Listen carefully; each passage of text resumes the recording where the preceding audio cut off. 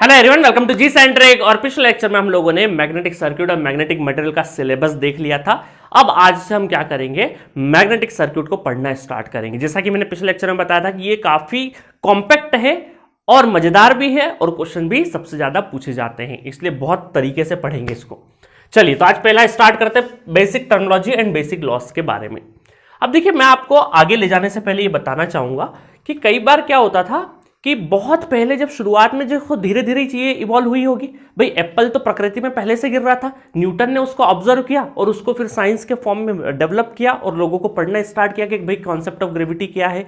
तो similarly magnet भी बहुत लंबे समय से नेचर में एग्जिस्ट कर रही होगी, बट उसकी तरफ किसी का ध्यान गया नहीं होगा। और धीरे धीरे, क्योंकि हमारा इलेक्ट्रिसिटी मैग्नेटिज्म का इतिहास बहुत बड़ा नहीं है, मात्र 200 साल पहले से ही चीजें शुरुआत हुई है, कोई हजारों साल पुराना इतिहास नहीं है मैग्नेटिक और इलेक्ट्रिसिटी और मैग्नेटिज्म का। इसलिए चीजें जो हुई बहुत रिसेंट में आपको जानने को मिली। रिसेंट का मतलब हिस्ट्री में, अगर रिसेंट का मतलब जाने 100-200 साल नॉर्मल बात होती है, ठीक है। तो क्या होता था कि हम यहां पर बात करते हैं कि मैग्नेट से जो निकलने वाला फ्लक्स होता था उसकी वजह से जो करंट प्रोड्यूस होता था वो बाद में हमें जानने को मिला। उसके पहले साइंटिस्ट को यह पता होता था कि किसी भी कंडक्टर में अगर करंट जा रहा है, किसी भी कंडक्टर में अगर करंट जा रहा है, जिसको क्या बोलते हैं, करंट कैरिंग कंडक्टर। कॉइल हो गया था करंट कैरिंग कॉइल, करंट को कैरी करने वाला कंडक्टर, जिसको हम क्या बोलते हैं, करंट कैरिंग कंडक्टर। तो ये वर्ड बहुत बार आपको क्वेश्चंस में देखने को मिलेगा, है ना, तो कंफ्यूज मत होना। करंट कैरिंग कंडक्टर का मतलब है कि एक ऐसा कंडक्टर जिसमें करंट जा रहा है। करंट कैरिंग कॉइल का मतलब है एक ऐसी कॉइल मतलब एक रिंग बोल लीजिए अभी के तौर पे, ठीक है। तो वहां पर उसके अंदर करंट फ्लो कर रहा है, तो करंट कैरिंग कॉइल हो जाएगा। तो यह पता होता था कि कोई भी अगर कंडक्टर है, अगर उसमें करंट जा रहा है तो उसके आसपास मैग्नेटिक फील्ड होती थी। उसके आसपास क्या होती थी, मैग्नेटिक फील्ड लाइंस होती थी, मैग्नेटिक फील्ड लाइंस होती थी। और इसका डायरेक्शन कैसे डिफाइन होता था, डायरेक्शन डिफाइन होता था, आपको मैं बताता हूं डायरेक्शन कैसे डिफाइन होता था, राइट हैंड थंब रूल से, कि भाई थंब की डायरेक्शन में करंट को रखो, करंट की डायरेक्शन में थंब को रखो और चारों फिंगर्स क्या कर लो, रोटेट कर लो। तो ये जो चारों फिंगर रोटेट करते थे तो इसके हिसाब से क्या आता था, मैग्नेटिक फील्ड का डायरेक्शन आता था। अभी मैं बहुत डिटेल में नहीं जा रहा हूं, अदरवाइज बायो सवार्ट लॉ वगैरह पढ़ोगे आप या एम्पेयर सर्कुटल लॉ पढ़ोगे तो मैं वहां पे आपको डिटेल वर्जन में ये थंब रूल कैसे काम करता है ना, दोनों ही चीजें होती है। करंट की डायरेक्शन में अंगूठे को रख दो तो उंगलियां क्या देती है हमें, मैग्नेटिक फील्ड लाइंस की डायरेक्शन देती है। और इसका उल्टा भी कर दें कि किसी रिंग में अगर हम लोगों ने किसी रिंग में अगर हम चारों उंगलियां हमारी रख दे करंट की डायरेक्शन में, तो जब ये थंब क्या देगा हमें, ये थंब देगा मैग्नेटिक फील्ड का डायरेक्शन देगा, ठीक है। तो दोनों तरीके से वर्क करता है। इसको अभी आप नॉर्मली अभी लीजिए, क्योंकि जब अगले लेक्चर में मैं जब बायो सवार्ट लॉ या एम्पेयर सर्कुटल लॉ पढ़ाऊंगा तो बहुत डिटेल में पढ़ाऊंगा कि डॉट क्या होता है, क्रॉस क्या होता है, ये सब मैं सब डिटेल वर्जन में थोड़ा सा आपको बताऊंगा बहुत बढ़िया तरीके से, थोड़ा पेशेंस रखिए। अभी सिंपल ये मैं बोल रहा हूं कि अगर कोई कंडक्टर है उसमें अगर करंट है तो करंट के डायरेक्शन में अगर अंगूठा रखोगे तो चारों उंगलियां क्या देगी आपको, मैग्नेटिक फील्ड का डायरेक्शन देगी। तो अभी क्या हो रहा था, हमारा फोकस अभी डायरेक्शन वगैरह पे नहीं है, हमारा फोकस ये है कि इससे पहले मैग्नेट आने से पहले हम मैग्नेटिक फील्ड लाइंस को ऐसे जानते थे कि भाई करंट है, करंट जितना ज्यादा बढ़ाओगे या फिर इसको कॉइल को जितना ज्यादा बढ़ाएंगे तो मैग्नेटिक फील्ड लाइंस वगैरह बढ़ती जाएगी। बट इसका कोई बहुत वास्ट एप्लीकेशन नहीं होता था जब मैग्नेट नहीं आया। मैग्नेट आने से क्या चमत्कार हुआ, मैग्नेट आने से ये चमत्कार हुआ कि भाई बिना करंट के, भाई करंट अगर जनरेट करो तो कहीं ना कहीं सप्लाई की जरूरत पड़ेगी ना हमें। तो यहां पर मैग्नेट में क्या हो रहा था, पहले से क्या हो रहा था, इसके अंदर मैग्नेटिक फील्ड लाइंस थी। इनको क्या बोलते हैं हम लोग, मैग्नेटिक फील्ड लाइंस या मैग्नेटिक फ्लक्स लाइंस या मैग्नेटिक लाइंस ऑफ फोर्स। ये 2-3 अलग अलग नाम है, कंफ्यूज होने की जरूरत नहीं है, सब एक ही बात है, सिर्फ लाइन आ जाना चाहिए। मैग्नेटिक फील्ड या मैग्नेटिक फ्लक्स लाइंस या मैग्नेटिक फोर्स लाइंस, ये सारे के सारे एक ही चीज है। थोड़ा सा इसको छोटा बना दिया हमने, चलो ठीक है। चलो, तो ये इस तरीके से चलता था। तो यहां से एक क्वेश्चन ये बनता है, ऑलरेडी मैं पिछले लेक्चर में बताया था कि आपसे पूछा जा सकता है कि मैग्नेट के नॉर्थ से साउथ में ट्रेवल करता है, साउथ से नॉर्थ में ट्रेवल करता है, तो आप क्या बोलेंगे, फ्लक्स लाइंस या फील्ड लाइंस ये जो भी है ये सब के सब आउटसाइड ऑफ मैग्नेट, मैग्नेट के आउटसाइड में नॉर्थ से साउथ जाएगी। बट अगर मैग्नेट के अंदर की बात करते हैं, मैग्नेट के अंदर की बात करते हैं तो ये जाएगी साउथ से नॉर्थ, साउथ से नॉर्थ। एक क्वेश्चन आपका तैयार हो गया यहां पे, ठीक है, ये क्वेश्चन आपसे पूछा जाता है, जेई लेवल के एग्जाम्स में खासा पूछा जाता है। चलो अब आते हैं नेक्स्ट। अब देखो क्या हुआ, साइंटिस्ट ने क्या किया, साइंटिस्ट ने सोचा कि यार हम लोग अगर यहां पर इन मैग्नेटिक फील्ड लाइंस में हमने कोई कंडक्टर की प्लेसिंग कर दी, कोई कंडक्टर की प्लेसिंग कर दी, ये क्या है, ये बोल सकते हैं कॉइल बोल सकता हूं मैं इसको, कॉइल बोल दिया या एक कंडक्टर बोल दिया, है ना, ये कंडक्टर हो गया या कॉइल हो गया, एक ही बात है भाई, इस कंडक्टर को घुमा के कॉइल बना दिया, कोई बात नहीं। तो क्या हो रहा था कि जब भी हम ध्यान से सुनना, जब भी हम कोई कंडक्टर या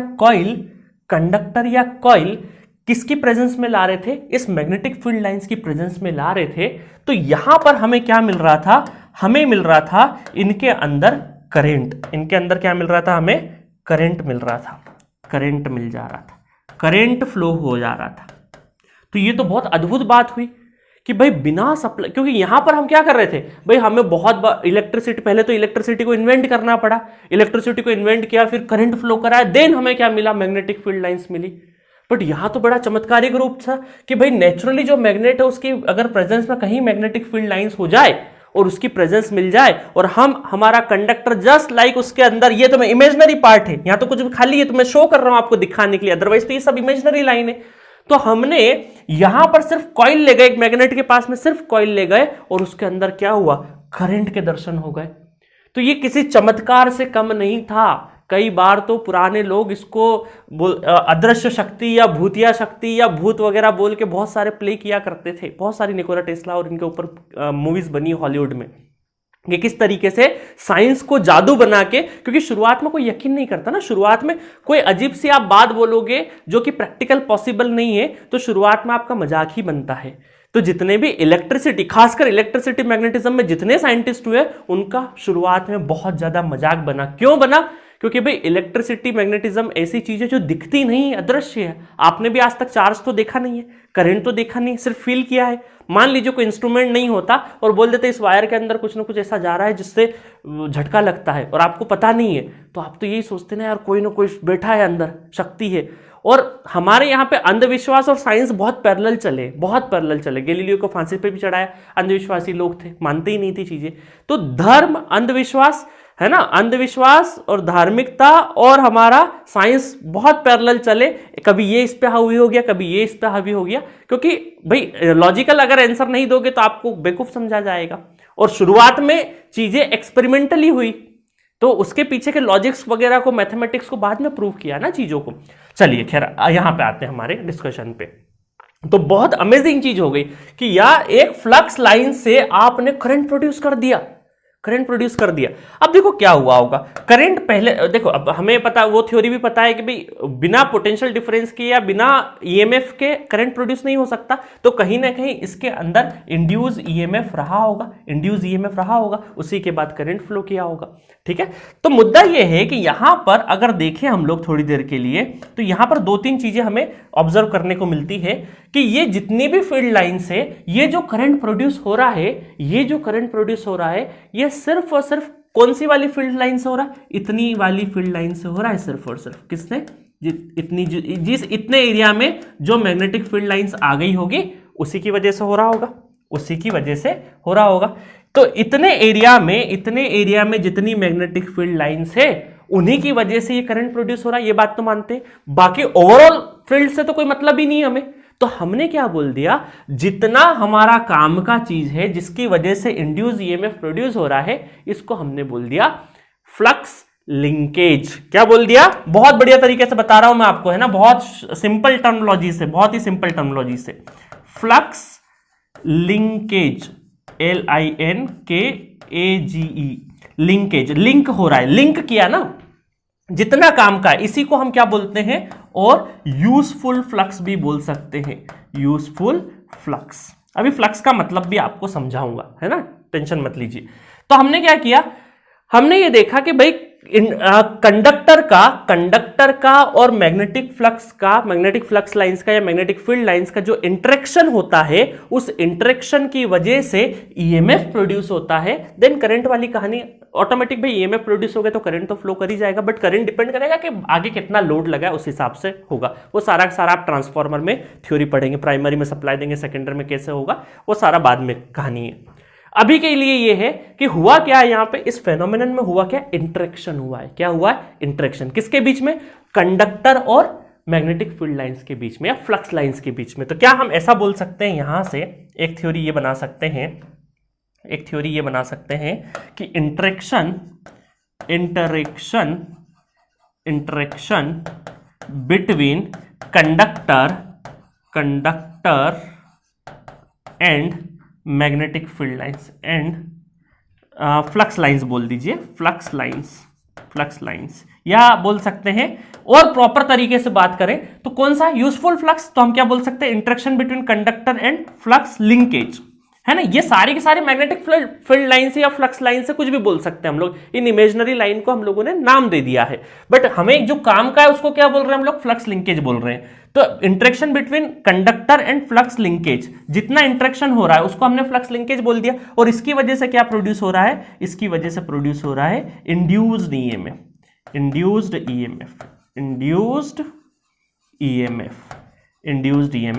प्रोड्यूस हो रहा है, जिसकी वजह से करंट वगैरह सारा का सारा फ्लो करेगा। ठीक है, तो ये बहुत बढ़िया काम हुआ था कि हमने इसके पहले, इस मैग्नेट के पहले ये करते थे कि करंट से हम फ्लक्स बनाते थे, बट यहां पर फ्लक्स से हमारा क्या बना, फ्लक्स से करंट बना, है ना। बीच में इंड्यूस ईएमएफ वगैरह सब आया होगा, बट करंट बना।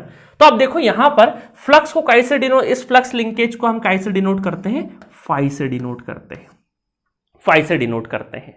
ठीक है, आगे चल के देखो, ये तो एक ही कंडक्टर था, ऐसे बहुत सारे कंडक्टर हो सकते हैं, नंबर ऑफ कंडक्टर्स बहुत सारे हो सकते हैं। तो हमने इसको प्रॉपर डेफिनेशन और बनाई कि फ्लक्स लिंकेज को हम क्या बोलते हैं, प्रॉपरली एन फाई बोल देते हैं। क्या बोल देते हैं, एन फाई बोल देते हैं। एन क्या है, नंबर ऑफ टर्न्स है। ये एक अगर कॉइल होगी तो एन इक्वल टू 1 हो जाएगा। तो देखो हम लोगों ने, ये भी सही है फ्लक्स फाई, बट ये किसके लिए, फॉर 1 कॉइल। ऐसी बहुत सारी कॉइल हो जाएगी तो क्या करेंगे, नंबर ऑफ टर्न्स बोल देंगे। और फिर उसको और अच्छे से सिंबल किया हम लोगों ने। तो एक काम करते हैं, जब एन फाई आ जाएगा तो हम इसको साई से डिनोट कर देंगे। कैसे डिनोट कर देंगे, साई से। तो psi equal to N phi हो जाएगा। ठीक है, psi equal to N phi हो जाएगा।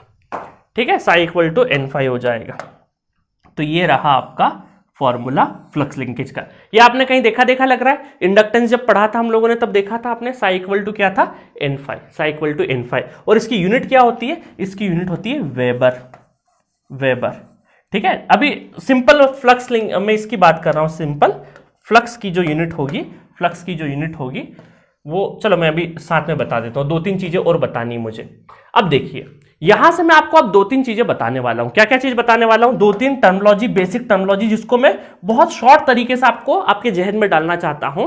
वैसे तो इसको पढ़ाया जाए तो बहुत डिटेल वर्जन में पढ़ाया जा सकता है, बट बहुत ही शॉर्ट तरीके से आपको क्या क्या काम आने वाला है। पहला चीज है मैग्नेटिक फ्लक्स डेंसिटी। ठीक है, ये क्या होता है इसको अभी समझा देता हूं। दूसरा होता है magnetic field intensity. Magnetic field बोले, फ्लक्स बोले, एक ही बात है। ठीक है, magnetic flux density, magnetic field density एक ही बात है। सिर्फ डेंसिटी पे फोकस करना और मैग्नेटिक पे, फ्लक्स फील्ड चेंज होते रहेंगे। मैग्नेटिक फ्लक्स इंटेंसिटी और सिंपल एक हमारा फ्लक्स है, सिर्फ हमारा फ्लक्स है। इसको थोड़ा सा इधर ले आते हैं।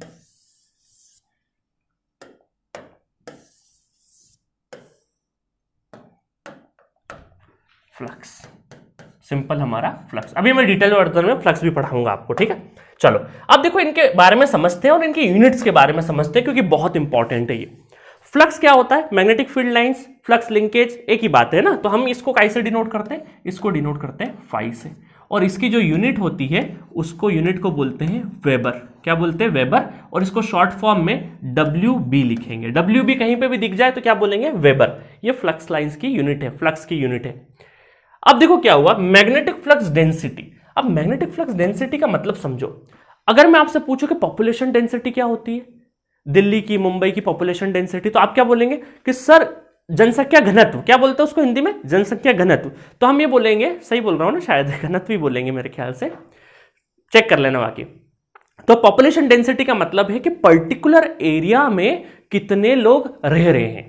जैसे दिल्ली की पॉपुलेशन डेंसिटी अप्रोक्सीमेटली, जो मुझे पुराना याद है डेटा, वो 11,000 12,000 लोग पर किलोमीटर में, मतलब 1 किलोमीटर के एरिया में, 1 किलोमीटर के एरिया में 11 से 12,000 लोग रहते हैं। तो हम क्या बोल देंगे, उस शहर की जो पॉपुलेशन डेंसिटी है वो क्या हो जाएगी, 11,000 पीपल्स पर kilometre is the population density, ठीक है, पर मीटर स्क्वायर, क्योंकि एरिया की बात हो रही है।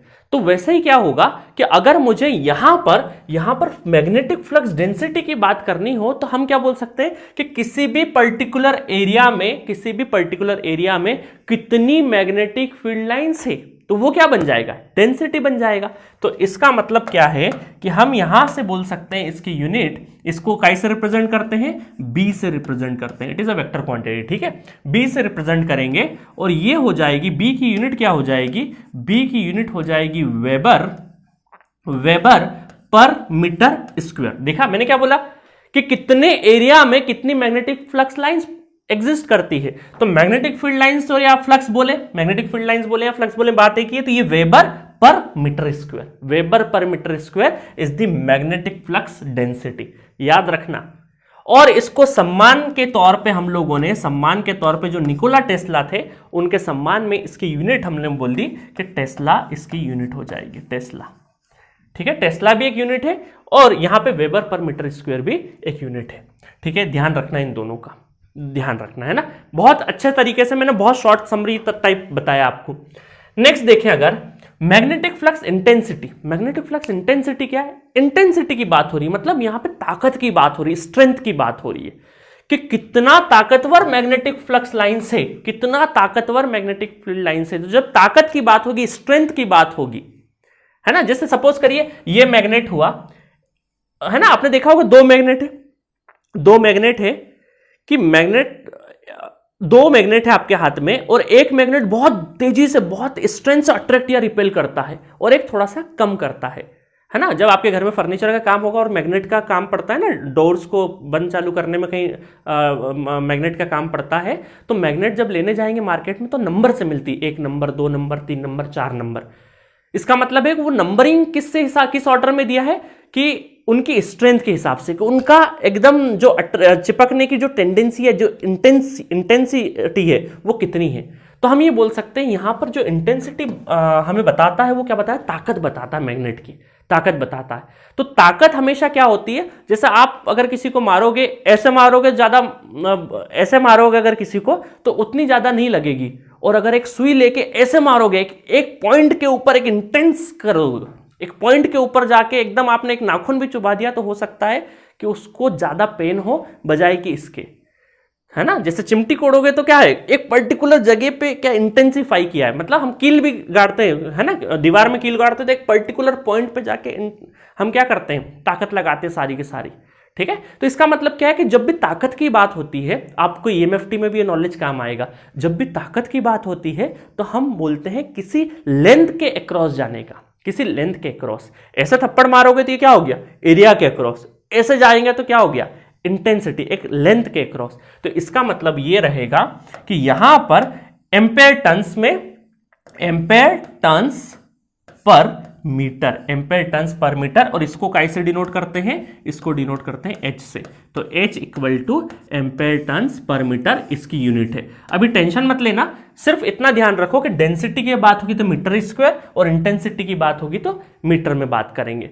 आपका क्वेश्चन होगा कि सर यहां तो वेबर पर मीटर है, तो यहां पे वेबर पर मीटर होना चाहिए था, ये एम्पेयर टन्स क्यों हुआ। ये हमने इसलिए किया एम्पेयर टन्स कि जब आप एम्पेयर सर्कुलर लॉ जब पढ़ाऊंगा मैं आपको, है ना, आगे चल के एम्पेयर सर्कुलर लॉ पढ़ाऊंगा, तो ये फॉर्मूला वहां पे आपको और अच्छे से जानने को मिलेगा कैसे आया है, क्योंकि कितना एम्पेयर है ना। टर्न्स का मतलब क्या है, कितनी नंबर ऑफ कॉइल्स में करंट घूम रहा है, क्योंकि असल में ये जो हमारा, आप देखो यहां से इंटेंसिटी की बात करेंगे तो इंटेंसिटी हमें करंट में भी तो रिफ्लेक्ट करेगी। अगर ज्यादा मैग्नेटिक फ्लक्स लाइंस होगी तो ज्यादा मैग्नेटिक इंड्यूस ईएमएफ होगा, जितना ज्यादा मैग्नेटिक इंड्यूस ईएमएफ होगा उतना ज्यादा करंट होगा। या यूं कहें, यहां से देखो कि जितना ज्यादा करंट होगा उतनी ज्यादा मैग्नेटिक फील्ड लाइंस होगी, तो और नंबर ऑफ टर्न्स पे भी डिपेंड कर रहा है फ्लक्स कितना होगा। तो सारा का सारा मिला के हम लोगों ने यहां पे ये बोल दिया कि ये यूनिट जो है, ये जो हमने ताकत बताई है वो एम्पेयर टन्स के फॉर्म में बताई और कितने मीटर में लग रहा है, तो एम्पेयर टन्स पर मीटर की बात हो गई। ठीक है, बाकी एम्पेयर सर्कुलर लॉ से ये फॉर्मूला आता है, वो जाके हम अच्छा डिटेल में एम्पेयर सर्कुलर लॉ पढ़ेंगे तब बताऊंगा। बट ये तीनों चीजें मैंने इसलिए एक ही जगह बताई है बेसिक में, ताकि यहां से क्वेश्चन एई जेई में बहुत फ्रिक्वेंट पूछे जाते हैं कि इसकी यूनिट क्या है, इसकी यूनिट क्या है, इसकी यूनिट क्या है, इसको कैसे सिंबल करते हैं, इसको क्या नहीं करते हैं। तो वो मुझे थोड़ा सा क्लियर करना जरूरी था, क्योंकि बहुत अच्छे अच्छे स्टूडेंट कंफ्यूज होते हैं इन 2-3-4 चीजों में। ठीक है, चलो आगे बढ़ते हैं। चलिए नेक्स्ट पढ़ते हैं फेराडे एक्सपेरिमेंट्स। ठीक है, फेराडे एक्सपेरिमेंट, तो ये जो मैंने यहाँ पे बातें बताई है ना कि भाई इंट्रैक्शन हुआ होगा कॉइल में और फिर इंड्यूस ईएमएफ डेवलप हुआ होगा, तो ये सबसे पहले किसने नोटिस करी? तो ये नोटिस करी थी हमारे माइकल फेराडे, साइंटिस्ट जो थे माइकल फेराडे, इन्होंने करी थी। और इन्होंने कैसे करी थी कि एक कॉइल थी इनके पास में और उसमें एक गैल्वेनोमीटर लगा हुआ था। गैल्वेनोमीटर क्या करता है? गैल्वेनोमीटर डिफ्लेक्शन शो करता है। कभी कोई करंट की प्रेजेंस होगी तो वो उसका जो निडल है वो डिफ्लेक्ट करेगा। ठीक है, तो इन्होंने क्या किया, इन्होंने एक मैग्नेट लिया। ठीक है, इन्होंने क्या किया, एक मैग्नेट लिया और मैग्नेट में नॉर्थ और साउथ दो पोल बना देते हैं, नॉर्थ एंड साउथ। ठीक है, और इसको कहां से पास करवाया? इसको इस रिंग के अंदर से पास करवाया, इसको इस रिंग के अंदर से पास करवाया। ठीक है, कॉइल बोल ले, रिंग बोल ले, एक ही बात है। तो ये मैग्नेट जब इस रिंग से पास किया तो इस गैल्वेनोमीटर ने क्या किया? डिफ्लेक्शन शो किया। तो इनको बहुत कीन ऑब्जर्व थे, इन्होंने देखा कि यार मैग्नेट गया और कीन ऑब्जर्व ये निडल जो है वो हिला। तो इन्होंने फिर क्या किया? वापस लिया मैग्नेट, फिर फेंका, फिर डिफ्लेक्ट हुआ। फिर ये मार्केट से बहुत सारे मैग्नेट लेके आए, छोटा बड़ा बड़ी अलग अलग साइज के, अलग अलग साइज के जब कर रहे हैं तो डिफ्लेक्शन के अमाउंट में, जितना डिफ्लेक्शन शो कर रहा है उसकी इंटेंसिटी अमाउंट में क्या हो रहा है? वेरिएशन आ रहा है। तो उसका मतलब देखा कि भाई साइज ऑफ मैग्नेट से क्या हो रहा है? Size of magnet that is अब अगर हम लोग आज की दुनिया में देखें साइज ऑफ मैग्नेट का मतलब क्या है? भाई मैग्नेटिक फील्ड लाइंस अलग अलग, जिसमें ज्यादा बड़ा मैग्नेट हो सकता है उसमें ज्यादा अच्छा मैग्नेटिक फील्ड लाइन ज्यादा बनेगी, ज्यादा इंटेंसिटी का मैग्नेटिज्म होगा उसमें। तो इसका मतलब है कि भाई यहाँ पे जो मैग्नेट के अलग अलग साइज लेते गए तो उसके हिसाब से यहाँ पे डिफ्लेक्शन में वेरिएशन होता गया। फिर उन्होंने इस तरीके से बहुत ओवरऑल एक्सपेरिमेंट किया, कभी एंगल बदला, कभी स्पीड बढ़ाई, तेज फेंका, कम फेंका, है ना, साइज अलग अलग तरीके के लिए। तो इन सब से उन्होंने क्या किया? फैराडे एक्सपेरिमेंट बनाया और इन्होंने देखा कि जो डिफ्लेक्शन है इसका मतलब है कि करंट आ रहा है, इसका मतलब है कि यहां पे कहीं ना कहीं इस कॉइल के अंदर इंड्यूस ईएमएफ आ रहा होगा, इंड्यूस ईएमएफ आ रहा होगा। तो उस इंड्यूस ईएमएफ के बारे में इन्होंने एक लॉ बनाया जिसको बोलते हैं हम लोग फैराडे लॉ। क्या बोलते हैं? Faraday law. The magnitude of induce EMF is equal to the time rate of change of magnetic flux linkage. क्या बोला इन्होंने? इन्होंने बोला कि जो इंड्यूस ईएमएफ का मैग्नीट्यूड है वो क्या है? Time rate of change of magnetic flux linkage d phi by d t. तो ये तो एक कॉइल की बात हो गई। अगर एक से ज्यादा कॉइल होगी, एक से, क्योंकि फ्लक्स लिंकेज मतलब क्या हो गया? एन फाई, तो हम इसको बोल दिया, एन तो क्या है? कांस्टेंट टर्म है, जितने नंबर ऑफ कॉइल्स होगी, तो एन क्या बोल दिया? N d phi by d t बोल दिया। अगर एक n इक्वल टू 1 मतलब सिंगल कॉइल, तो सिंगल कॉइल के लिए भी सही है। बट आप प्रॉपर अगर आपको बोलना है फैराडे लॉ, तो magnitude of induce EMF is equal to the time rate of change of flux linkage. तो ये था फैराडे एक्सपेरिमेंट से आया हुआ फैराडे लॉ।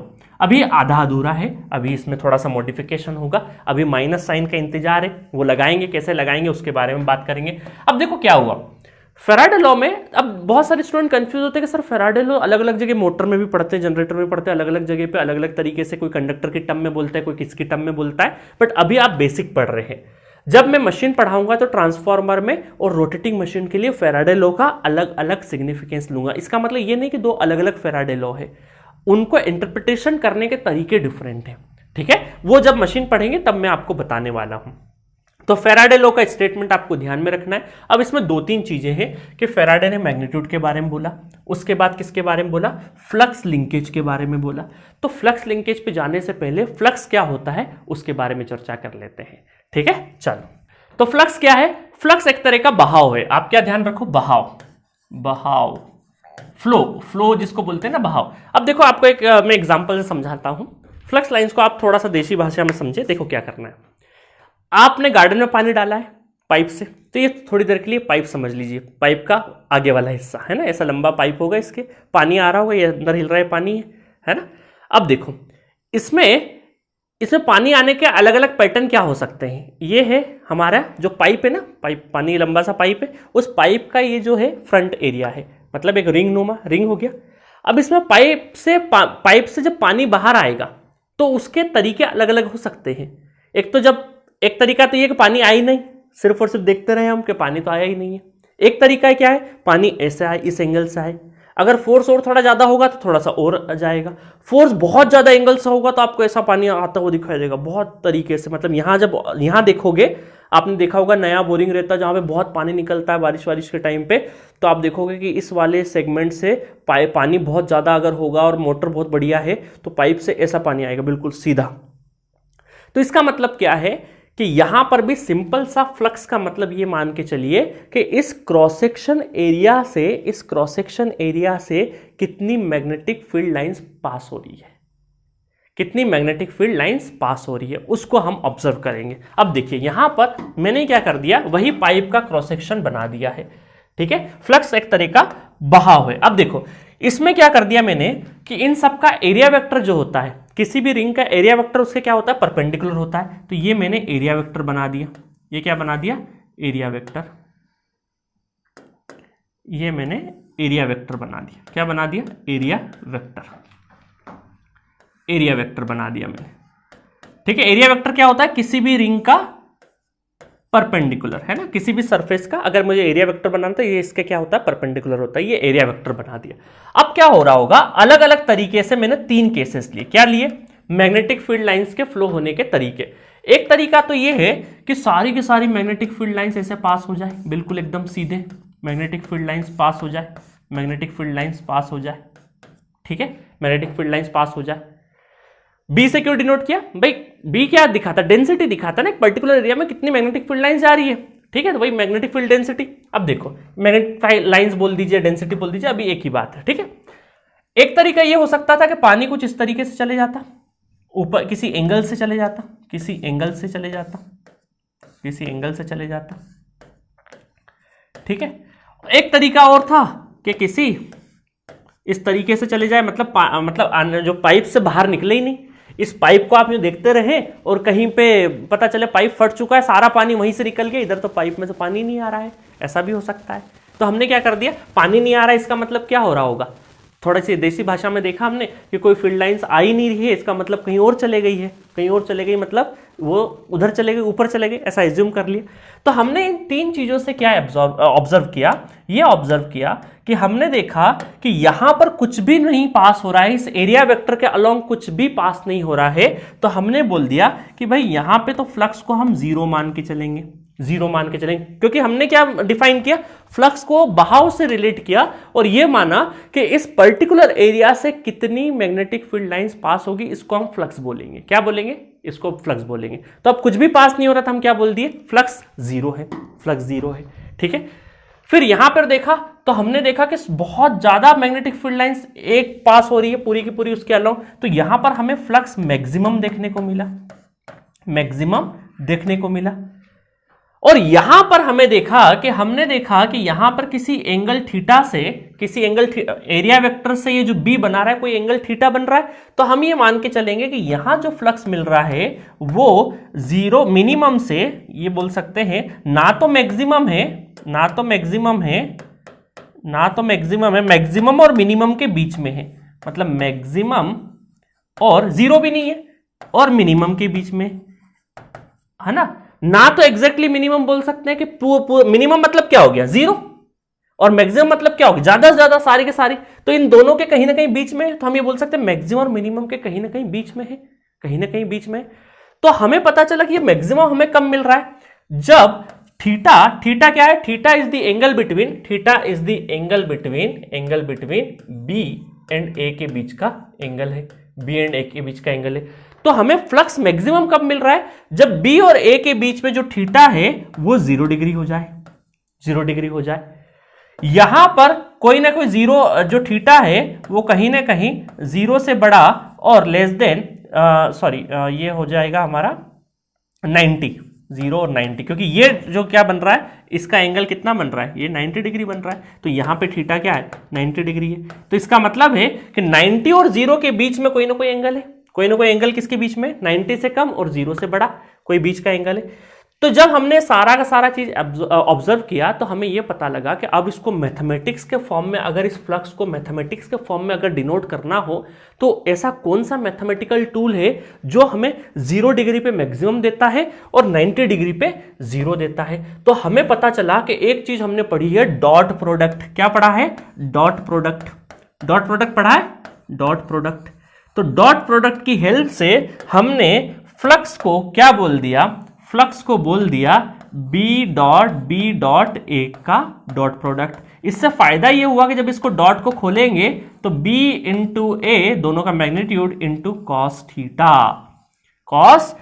इंट्रोड्यूस हुआ। तो ये बन गया हमारा फाई का एक formula, phi equal to B A cos theta. अब देखो कॉस थीटा 0 रख दो तो कॉस थीटा 0 पे क्या होता है, b इंटू ए मैक्सिमम मिलेगा, फ्लक्स क्या मिलेगा, मैक्सिमम मिलेगा। अब 90 रख दो, कॉस 90 क्या हो जाएगा, 0 हो जाएगा, 0 फ्लक्स मिल रहा है। इसके बीच में रखोगे कोई भी वैल्यू तो वो क्या रहेगा, मिनिमम और मैक्सिमम के बीच में रहेगा। तो हमने इस फ्लक्स वाली थ्योरी को हमने मैथमेटिक्स में पहनाया तो जब हमें क्या मिला, phi equal to B A cos theta मिला, बी ए कॉस थीटा मिला। तो एक तरीका तो हमारा फ्लक्स लिंकेज क्या हुआ, एन फाई हो गया। दूसरा है phi B A cos theta, B ए और कॉस थीटा, मतलब 3 चीजों पे डिपेंड कर रहा है। 3 चीजें कौन कौन सी है, बी पे डिपेंड कर रहा है फ्लक्स, एरिया पे डिपेंड कर रहा है, और थीटा मतलब ओरिएंटेशन कैसा है। और इसी ओरिएंटेशन को आगे चल के हम रोटेटिंग मशीन में, जब फेराडे लॉ को यूज करेंगे रोटेटिंग मशीन में, तब इस थीटा को हम लोग यूज करते हैं ओमेगा के टर्म में। ठीक है, अभी के लिए इतना ही। तो यहां से एक चीज हमें पता लगी कि आज से अगर हमें कोई फ्लक्स पूछेगा तो हम क्या बोलेंगे, बी ए कॉस थीटा बोलेंगे। एक फॉर्मूला ये भी हो गया, क्योंकि यहां से भी क्वेश्चंस आपके फॉर्म हो सकते हैं। ठीक है, अब एक चीज और बची है जो कि मैं अगले लेक्चर में कवर करता हूं। ठीक है, कि लेंज भाई साहब आए और फेराडे को क्या समझाया। लेंज भाई साहब आए और फेराडे को समझाया कि आप एक गलती कर रहे हो, गलती नहीं है असल में, तो उनको जो चीज समझाई है वो हम अगले लेक्चर में कवर करेंगे। Okay, thank you so much.